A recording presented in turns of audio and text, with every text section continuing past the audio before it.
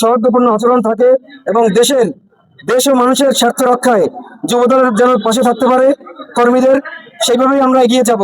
আমরা যারা যুবদল করব তারা দেশনায়ক তারেক রহমানের অঙ্গীকার বাংলাদেশ বিনির্মাণ করার জন্য, যে তিনি 31 দফা যিনি বাস্তবায়ন করার জন্য আমরা সর্বাগ্রে এগিয়ে যাব এবং নেতাকর্মী যাতে নিজেদের মধ্যে ঐক্য সুশৃঙ্খল বজায় রাখি।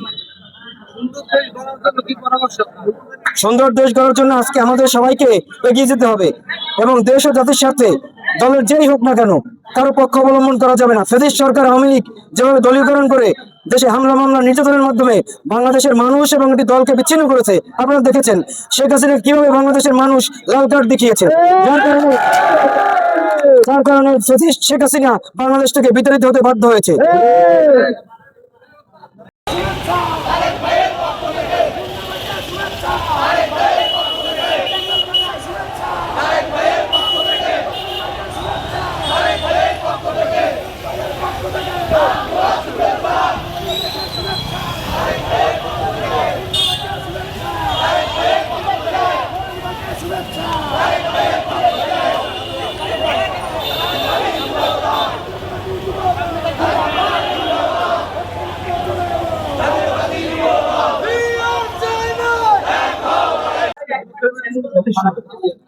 আজকে আপনারা জানেন বাংলাদেশ জাতীয়তাবাদী যুব দলের 151 সদস্য বিশিষ্ট পূর্ণাঙ্গ কমিটি ঘোষণা করা হয়েছে এবং সেই পূর্ণাঙ্গ কমিটি ঘোষণায় আমরা আজকে বরিশাল জেলা যুবদল দক্ষিণ আজকে আনন্দ মিছিল করেছি।